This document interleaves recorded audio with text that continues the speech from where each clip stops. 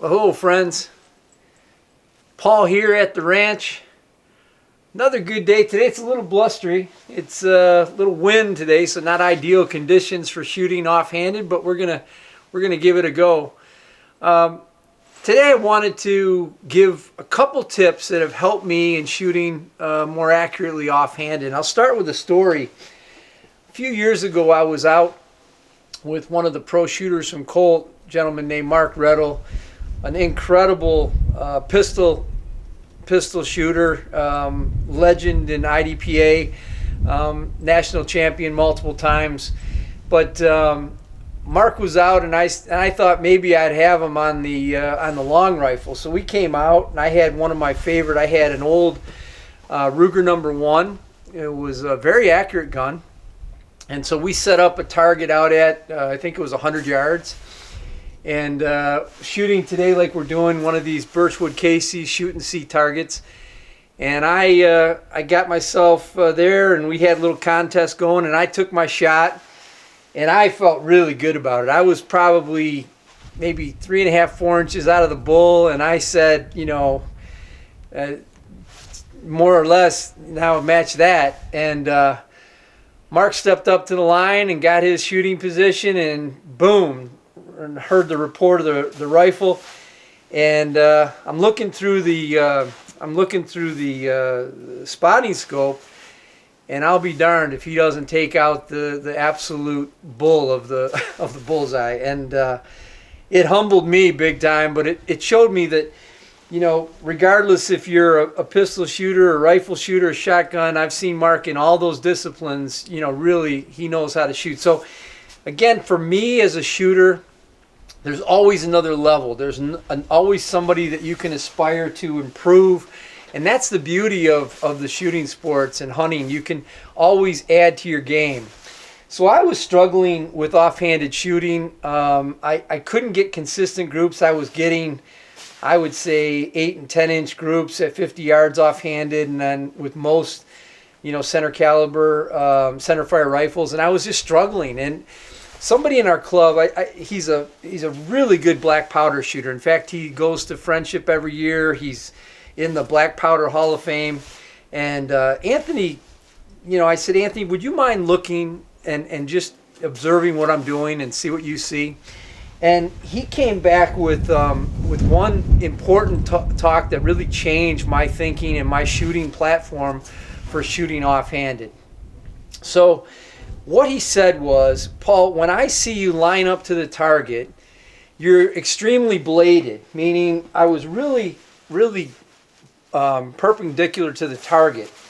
And when I looked at your body, again, empty gun, when I looked at your body from about the mid-waist up, everything looked great. You know, your head was aligned, you were in a natural position, but what was happening under recoil is you were literally, when the gun would go off, you would twist out because of your lower body positioning. And that really changed my thoughts around how I would set up my feet. And he said one of the things that he does, or has done in his training, is he sets up to the target naturally. And for instance, he'll just line up the gun, you know, in like kind of a low ready, and make sure it's right on the target. So if I'm lined up more here the way I was, the minute the gun goes off in recoil, it's going to twist out. The same would be if I was too open to my stance. The minute the gun would go off, it's going to recoil and I'll pull the shot. That little tip really changed how and the kind of groups that I was able to get offhanded. So I'm going to give it a go here. We're going to take 3 rounds on the target. I got a target, a Birchwood Casey 8-inch set up at 50 yards. And we'll run through this, and I'll try to set up the best position I can. There's 2 thoughts I have when I'm shooting offhanded. One is always have a natural head position, so I want my head position very well. I'm going to use both eyes are open when I'm shooting, and I want the gun to be brought to my natural point of aim versus trying to bring my head down or cock my body. And that all that stuff does is really takes away from what, you know, God gave us as a natural point of aim. And then the second thing I'll do is I'll really work on making sure that I have a good structural position that's straight and straight at the target. It kind of reminds me when I was watching the Masters a few weeks back of how, you know, some of the pros on the putting greens, and they use those alignment devices, and they're trying to make sure that they're not uncoiling or you know, after the putt is made or after the shot is taken. So let me run through it and see what you guys think. Going hot. Today we're shooting my 223 Savage, and years ago I put a Macmillan stock on it, but I really like this setup. All right, my alignment feels pretty good. I think it's pretty straight to target.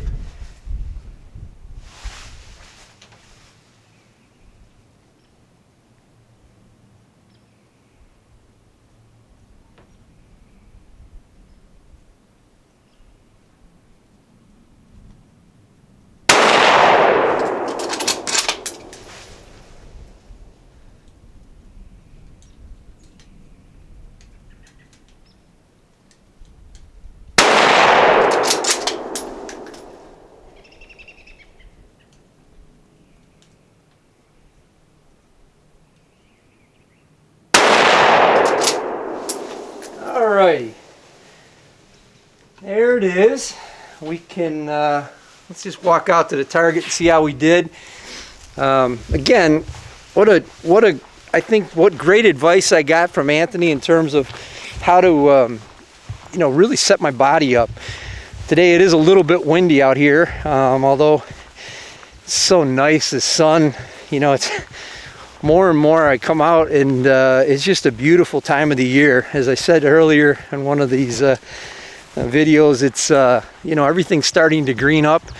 And let's take a look at the target now. So again, trying to put everything in the, hopefully in the 9 ring is what I'm going for.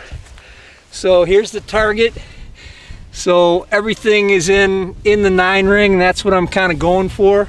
I like to be able to shoot that type of group with the centerfire rifle. When I'm doing that, I feel good out to about 75 yards on most deer-sized game. But use that little tip. Again, make sure you're at a natural point of aim. Make sure that when you're mounting the gun, that your feet is alignment, and that when under recoil, you're not going to uncoil out of your standard or your correct position. So with that, as always, stay safe, and thanks for watching.